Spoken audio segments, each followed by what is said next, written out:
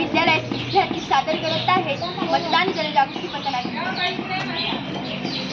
चला चला हो चला चला आई भैया का पथनाट्य चला, चला चला हो चला चला आई भैया का पथनाट्य चला, चला चला हो चला चला आई भैया का पथनाट्य चला, चला चला हो चला चला आई भैया का पथनाट्य चला।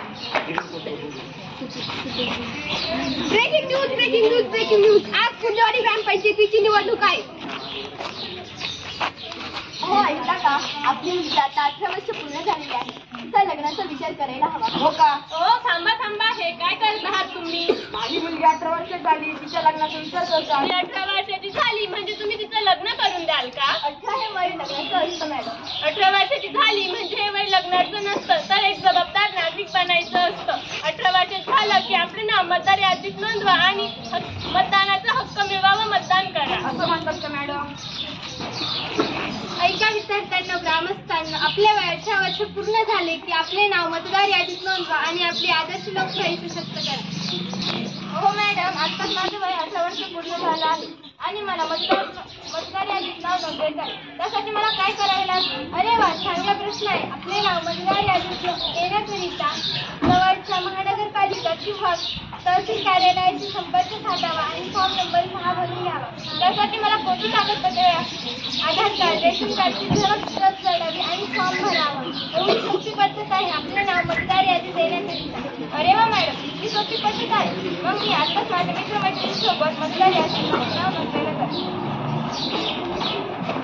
आपण सर्व करू वोटिंग, भविष्याची करू सेटिंग। आपण सर्व करू वोटिंग, भविष्याची करू सेटिंग।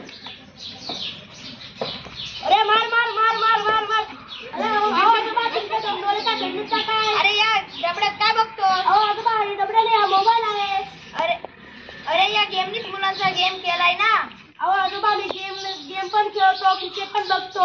अरे काय म्हणावं या पोरांना? अरे आज काय आहे तुला माहित आहे का? नाही आजोबा, नाही माहीत। अरे आज लोकशाहीचा सण आहे, आज मतदान आहे। मतदान म्हणजे रिकामं काम? मतदान रिकामं काम नाही, आपलं कर्तव्य आहे मतदान। भारतीय नागरिक म्हणून तर सर्व म्हणतात भारत देश महान। हो आजोबा, तुम्ही तर माझे डोळे उघडले। चला मग आम्ही पण जातो मतदानाला। हो चला।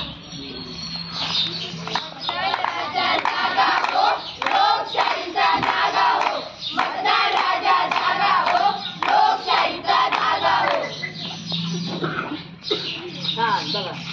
अरे काय चाललंय हे? काही हेच मतदानाची गोष्ट, ज्याला मतदान केलं त्याला जातच नाही म्हणे आणि दुसऱ्याला मतदान जात म्हणे। मते छेडछाड केली जाते म्हणे, असं काही होत नाही, ही सगळी अफवा असतात। निवडणूक आयोगाने अवघातांवर लक्ष केंद्रित करून ईव्हीएम सोबत ईव्हीएम पॅड ही मशीन जोडली आहे, त्यामुळे आपल्याला समजते की आपण कोणाला मतदान केले। आपलं मतदान हे सुरक्षित आहे, म्हणून मंडळी मतदान करावं, त्याचा आनंद घ्या। जर का मी मतदान नाही केलं तर माझ्या एका मतदानाने काय होणार आहे? हो दादा, फरक पडतो। मी या देशाची देशभक्त आहे व या देशावर माझा हक्क आहे व देश माझा आहे, म्हणून आपण सगळे मतदान केले पाहिजे। मतदान हे आपले कर्तव्य आहे, प्रत्येक नागरिकाने मतदान केलेच पाहिजे। त्यासाठी सरकारने आपल्याला सुट्टी सुद्धा दिली आहे, त्या सुट्टीचा पुरेपूर उपयोग करून मतदानाचा हक्क गाजवावा।